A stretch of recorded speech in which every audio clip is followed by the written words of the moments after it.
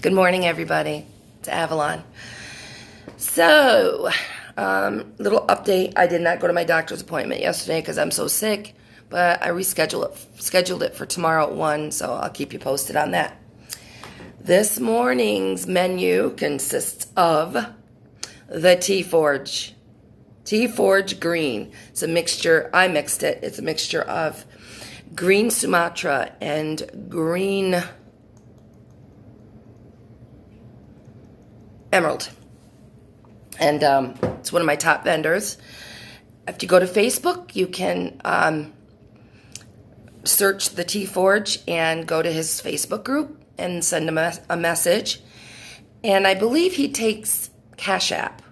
So you can get, for $30, that includes shipping, a quarter kilo. That's great. That's a great price. And it's really good stuff. It's, like I said, it's in my top 5, and it's excellent. So, next up is my Kratom giveaway, and I'm going to be giving away Botanical Romance again, but this time Red Malay. And I'm going to give 2 ounces of this to a lucky winner. Stay tuned to the end of the video, and I'll tell you the rules and regulations. So, my story time this morning is, it's about, I don't even know how to even explain it, but how deceiving addiction is when we're in it. And we don't see around us. My pill addiction, before it turned to heroin, had gotten completely out of control, of course. And I met this couple, Edie and Jake were their names. And they had a doctor that would give them all kinds of stuff, all kinds of pill scripts. Somas, which is a muscle relaxer, oxys, hydros, all of that. And so each month, they would sell them, they'd go through them, and we'd all of us, we'd be waiting for them to get their scripts, because you have your little cult of people who waited for each other to get their scripts, and that's how that's just how it was done. And so they would get their scripts. They had figured out how to do, because the oxys they got had gel in them, so you couldn't shoot them, you couldn't snort them, you had to take them. But they had figured out a different way. That you could snort them. I'm not going to tell you that. It doesn't really matter. But what happened one night is I had been waiting for them to come over with their scripts. And so when they got to my house, Jake was so fucked up that his knees were buckling as he's trying to get out the stuff, and his knees are buckling, and he's like, he was obviously just faded, and but I didn't care about that. I only cared that he hurried the fuck up so I could get mines, and so we went in, we snorted him off my dresser, top of my dresser, and he and his girlfriend Edie were supposed to go over to her mother's or his mother's for dinner, which I can't even imagine what that would have been like if he'd shown up like that. But apparently, so the next morning I wake up and someone, I can't remember who it was, texted me and said, Jake's dead. He's over on so-and-so's porch, and he died last night, and all the cops and stuff are there. And so I got got ready. I just threw my shoes on and walked over. And sure enough, there are the cops, the coroner, the ambulances, and Edie runs up to me. He's dead, he's dead, he's dead. And I couldn't believe it. It was just shocking, seeing that. And so I thought it was that he had left my house and died. Well, the detectives a couple days later showed up at my house, and they wanted to take me to the station and talk to me about it. And I said when he come to my house, he was all fucked up. And, I told him to leave because he was all fucked up. Anyway. Apparently, though, he left my house. And they stopped at another person's house. And that person gave him a shot of something. And it was enough that by the time he got over to the house he was going to, he was dead. He dropped. So it wasn't my house that he left. And all I could think about when I found that out was, that gets me off the hook and all this crazy stuff. And I was more concerned about me not being implicated in this than I was the fact that this man died. I knew nothing about addiction. I didn't realize the internal pain that somebody is in and that causes them to do that. I didn't even know that about myself. I just thought I liked getting high. And but Edie ended up going to jail for a little while. Involuntary. I don't know what it was. But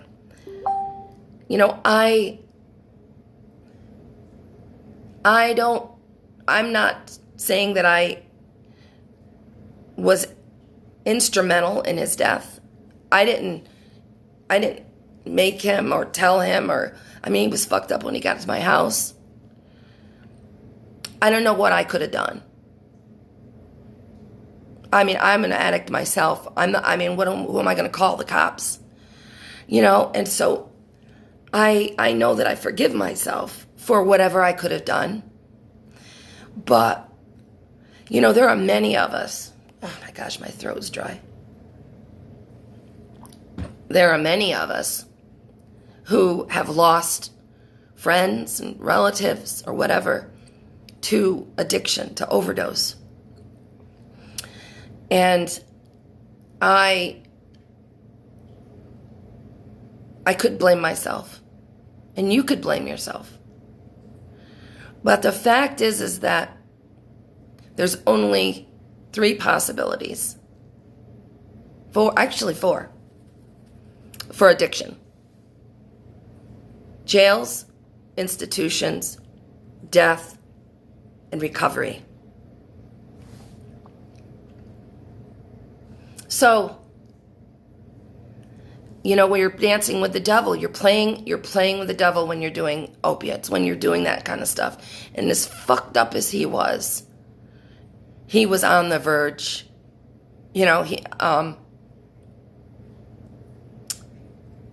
It saddens me that I was in a position myself that I didn't give a damn. I only thought about myself. But now that I'm in recovery, and I have been for a while, few 24 hours, they say, the hurt and the pain that Jake must have been dealing with on the inside to cause him to have to get so fucked up to cover up whatever pain,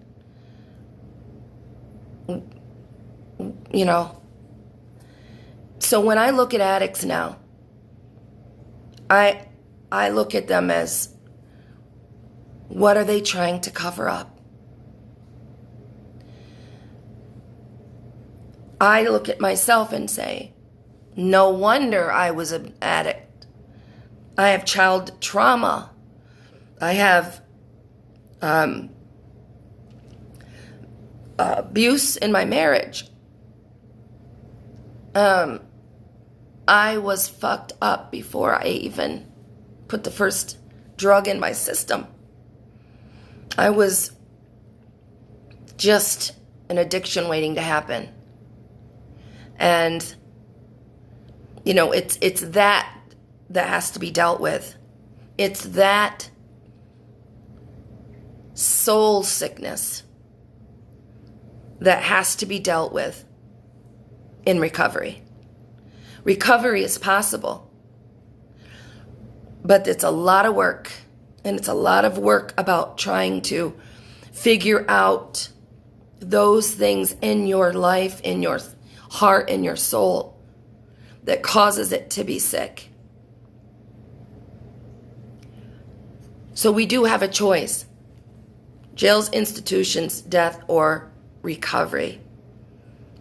And I choose recovery today. Just for today, I choose recovery. And I will remember Jake, and I will, use that in my story as a way to say that when we're in active addiction, it's all about us. And we've all done things in our active addiction that we regret. And so, yeah, that's my story for this morning. And so, self-forgiveness today. All right. So the contest, it's going to be like the last one. 2 ounces of Botanical Romance Red Malay. And pick a number. Oh, I have got to get my paper out. Oh, I can't get my paper out because my drawer won't open for some reason. Oh.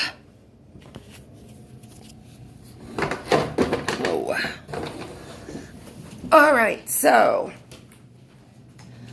the last winner was Ashley Roselle, and she did a review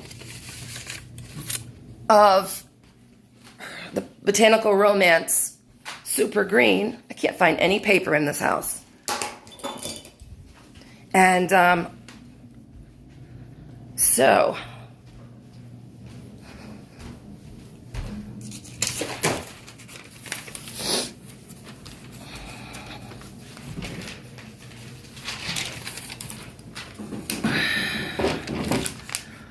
pick a number between 0 and 1,000.